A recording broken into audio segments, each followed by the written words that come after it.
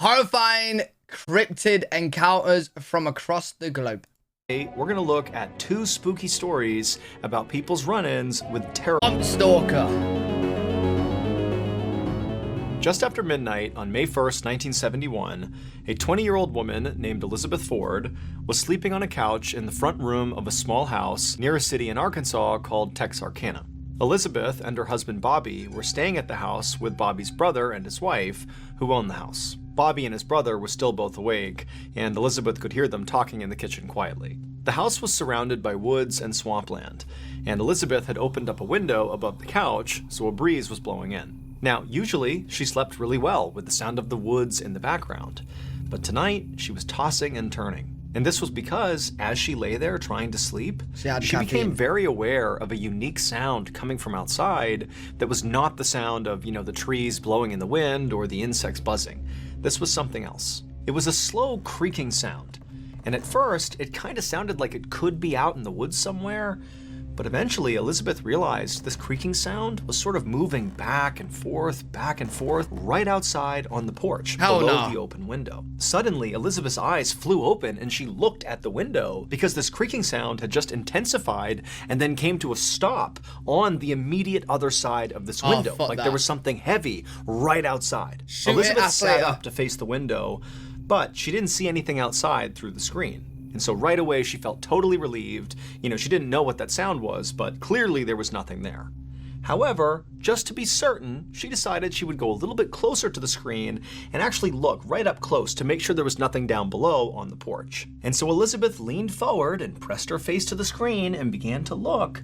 And as she did, this dark figure down below suddenly rose up and completely blocked out the window. And Elizabeth's looking at it, having no idea what it is. And before she could do anything, this huge thing slashed at the screen. And this big reddish furry brown paw with razor-sharp claws cut through the screen and nearly cut Elizabeth's face. Elizabeth screamed and practically fell over, and this dark creature outside turned and bolted and disappeared. And then a moment later, Elizabeth's husband Bobby and his brother came running into the room asking what was going on. Elizabeth was so shocked at what she had just experienced that all she could say to her husband was, "It's a bear! It's a bear!" Bobby helped Elizabeth off the couch and then told her and his brother's wife to stay in the house and away from the windows. And then Bobby and his brother got shotguns and flashlights and went outside. Once outside, Bobby and his brother began scanning all around the porch area where Elizabeth had apparently seen this bear to see where it was. They held their flashlights out and they scanned the tree lines. They looked all over the place, all around the front of the property, but there was no sign of this animal. And so the brothers looked at each other and nodded, and then they both left the porch and went different directions, kind of looping around the back of the house. They were going to scan the entire property and meet up at the back. And when they met up at the back, they still hadn't found this bear, and so they walked away from the house towards the tree line and did another big sweep together of the entire perimeter, again, looking for any sign of this animal. But there was nothing. And so after a while of circling the property, the brothers decided that, this bear must have just run off. And so Bobby and his brother returned to the porch to figure out their next move. Both Bobby and his brother were hunters, and they knew that usually the best thing to do with the bears that roamed this area was to leave them alone. I mean, these bears could grow to be 500 pounds, and if they were provoked, they could run at 35 miles an hour. Yeah, and so generally, you just stayed away from these things, and they'd leave you alone too. However, how many shots would it take to put a bear down? Like, let's say a big bear is like running at you and you're shooting at it. How many shots is it going to take? I wouldn't even go searching for it, mate. I would not even go searching for it. Edger, appreciate you stopping by. No 100 biz, dude. Are there no bears in the UK? Nah, no bears. 40? Right, depends the gun. Oh, okay. More than one. As the brothers were sitting there talking through what had happened that night, they both said, it definitely seemed like this bear was different. I mean, apparently it was aggressive enough to come right up to the house unprovoked and reach in and swipe at Elizabeth, which obviously was not normal bear behavior. And so to Bobby and his brother, this meant that they really couldn't just leave this bear alone. They had to go out there and find it and kill it to protect themselves. And so Bobby lit a cigarette to calm his nerves, and then the two brothers came up with a plan for how they were going to go find this bear. Bobby's brother would man the front of the house, and Bobby would man the back of the house. And they would stay in their respective positions monitoring the property until either they saw the bear and dealt with it, or until the sun came up, at which point they could go get help. And so after agreeing to this plan, Bobby took one final drag on his cigarette, chucked it to the ground, and then with his shotgun in one hand and his flashlight in the other, he stepped off the porch and walked around to the back of the house and stared off into the darkness. Bobby had only been in the back of the house for a couple of minutes manning his post when he began to smell this horrible smell. Now, at first he thought it was just some sort of wet, musky smell that came over from the swampland nearby.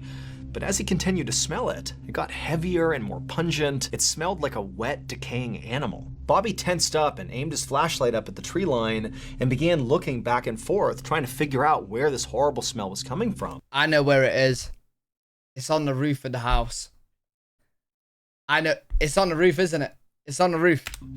And as he was doing this, he suddenly heard the sound of tree branches snapping off to his left. Oh, never so mind. He whipped his flashlight over and shined it, and he saw this big, dark figure charging across the property away from him into the forest. Bobby instinctively raised his shotgun and fired, and then after shooting, a loud yelp echoed in the air, and then Bobby just took off running in the direction he had just fired. Right, and you just as shot he's running someone. across the yard, he's screaming for his brother, who had already heard the shotgun blast. You so just he was shot coming your around wife. the house, and the two men linked up, and as they're running in the direction of this bear, Bobby's telling his brother, "I think I got it, I shot the bear." But they get over to where Bobby had last seen it and where he heard this yelp come from, and there was nothing, there was no bear. Still, the brothers did feel a little relieved. They figured even if they couldn't find this thing, clearly Bobby had hit it. He had heard the sound of it yelping out, and so maybe by at least wounding it, it would stay away and leave them alone. But just then, the men heard the sound of their wives screaming from inside the house. The men immediately ran back to the house, what is going on? and as they got closer, Bobby again began to smell that horrible smell. And right as Bobby's foot hit that first porch step, his brother from behind him screamed out, "Stop!" But it was too late. The bear was on the porch. That's why the women were screaming. They had seen it, and Bobby's brother had seen it, but Bobby hadn't. And now... Wait. So who is he shooting in the forest then? It's in the ass, mate! He was too close to it to get away. And before Bobby could raise his gun to protect himself, this thing attacked. And Bobby felt this horrible, burning, tearing sensation in his arm. He fell to the ground, twisting wildly back and forth, trying to protect himself. He was pinned underneath this enormous bear, level with its chest, with its arms and legs on either side of him. And that horrible smell he was smelling was clearly coming from this animal. That's all he could smell from underneath. But just then, it was like a miracle, because to his side, Bobby could see there was an opening, and so he rolled and somehow got out from underneath this enormous creature. Bobby scrambled up to his feet, and he darted past the bear and rammed into the closed front door of the house. It popped open, he fell inside, and his wife ran forward and shut the door behind him, leaving Bobby's brother outside on the porch alone with the bear. But before any of them could do... Wait, great. So you just sacrificed someone, yeah? You're just sacrificing Bobby. Nice. Chat, how many of you think you could take on a bear? Anything about that, they heard the sound of his brother's shotgun going off. Then there was a long moment of silence. Inside the house, everybody was frozen. A few seconds later, the door slowly opened and Bobby's brother walked inside. Damn! Everyone was too shocked to say anything, so for a second they all just stared at each other, and then finally Bobby asked him, "Is the bear dead?" And Bobby's brother, with a trembling voice, said no. And that wasn't a bear. Wait, what? As soon as dawn broke, and it was not dark outside anymore, Bobby's wife drove him to the hospital, where they would treat him for shock and for the wound to his shoulder. They had hoped to find it somewhere on the property, either dead or wounded, based on Bobby's brother's account of having fired at it, basically point blank. But the creature was gone. They did find its tracks, though, and this discovery made it clear What do you mean it's that not a bear? Bobby's brother was right, that this wasn't a bear. What the fuck was it then? In the dirt surrounding the house were all these bizarre footprints and handprints of a creature that seemed to walk on its hind legs with 3 toes on each, and had 3 long, sharp claws on its hands. And The as fuck is it then? unbelievable as this all seemed to the police, This actually tracked with what Bobby's brother said he saw when he was out on the porch. He said he saw a creature with reddish-brown hair all over it that stood over 7 feet tall, and after being shot, it took off running on 2 legs, and it ran fast. But the most terrifying thing about it, at least according to Bobby's brother, was actually its eyes. They were blazing red. And when the news of this attack spread to the nearest town, which was called Fouke, the people there knew exactly what this creature was. For 200 years, people in that part of Arkansas had been talking about this huge creature that was sort of like a Sasquatch that roamed the forest and the swamps. They said it was fast and elusive, and it ate livestock and pets. They called it the Fouke Monster, or sometimes the Boggy Creek Monster. But Bobby Ford and his family's encounter with this creature was unlike any other story that had been told about the Fouke Monster. While some people claimed in the past that this creature had attacked people, nobody had ever heard of it actually coming up to somebody's house trying to break in and terrorize a family. Bobby's ordeal would inspire the 1972 horror movie, The Legend of Boggy Creek. Over the years, police officers and some scientists have suggested that maybe what Bobby and his brother encountered that night was actually a feral pig. However, authorities... How the fuck do you go from a bear to this crazy Bigfoot looking ass creature to a pig? How's it gonna be a pig, mate? What they just described? How the fuck is it a pig? Bobby and his brother encountered that night was actually a feral pig. However, authorities have never actually been able to pinpoint what this thing was. Nobody knows. Mate, it was running on 2 legs. I never seen a pig run on 2 legs. Actually, that's a lie. That's a lie. In Peppa Pig, they run on 2 legs. But that's a cartoon, bro. That's a cartoon. And to this day, hikers and hunters near the swamps of southwest Arkansas and also across the border into East Texas still report run-ins with the legendary Fouke Monster. It's not a pig, bro. Me and the whole team at Ballin Studios have created a special thank you to all you amazing fans. Impossible. Perfect story. You go to the store you immediately for the year pre-order to get Hellhound. On the evening of August 1st, 2015, a 20-year-old man named Fraser Beloyi walked alone down a main road toward his village in the South African province of Limpopo. Fraser was on his way home from work, and he was pretty desperate to get there. It was only about 7:30 p.m., and usually around this time, Fraser was used to seeing other people out and about on this road, just kind of walking around in the dusk or, chatting or doing various errands, but tonight there was nobody out there. And in fact, in recent days, this area of Limpopo had basically become a ghost town. Nobody went out unless they absolutely had to, because over the last 10 days, over 20 people in this area had been brutally mauled. The victims had all insisted that the creature that had mauled them was some kind of 4-legged demon, and they had begun calling it the Beast. Now, Fraser considered himself a pretty level-headed person who did not necessarily buy into the hype around this beast. He figured it was very likely just a dog. But still, he didn't want to get attacked. And so as he walked down this vacant road, he periodically looked over his shoulder just to make sure no dog was following him. As Fraser continued to walk along, he looked up and saw the huge forest fire that was raging on a mountain miles and miles off in the distance. A few days ago, the fire had started, and from Fraser's perspective, it still seemed to be going strong. In fact, in the darkness, it almost looked like the mountain was glowing red. Just then, Fraser noticed the turnoff for the shortcut that would take him through some forest back to his home, and when he got there, he stopped and looked over his shoulder one more time to make sure he was still all alone, and he was, and then he stepped off the main road, into the woods, and into the darkness. Under the tree canopy... Don't say it's another feral pig. Do not say it's another feral pig. The night suddenly seemed a lot darker. Fraser did his best to think about the chores he needed to do for his mother once he got home, instead of thinking about the beast. But he'd only been on this path for about 300 feet when he suddenly heard a rustling from behind him. And so right away, Fraser stopped and turned around and looked where the noise was coming from. But all he saw was darkness. There was nothing there. And so Fraser, for a whole minute, just stood there staring out into the tree line, waiting for something to move, but nothing did. And so Fraser told himself he was just being paranoid. Everything was fine. And then he turned back around and kept on walking. But pretty quickly, his walk turned into a jog. And he was almost to the end of this path, almost out of the forest. He could see his village. It was right there, when he heard noises behind him again. Except now, in addition to the rustling sounds, he heard a new sound. It was like a wheezing sound, like a sick animal that was breathing heavily. Now, Fraser knew he was not just being paranoid. Something was out there, and it seemed like it might be following him. Without slowing down, Fraser looked over his shoulder again to see what was out there, but again, he just saw nothing. It was just shadows. However, when he turned back around and kept on going towards his village, he heard this loud crashing sound behind him, like a massive animal had leapt out of the brush and landed on the path behind him.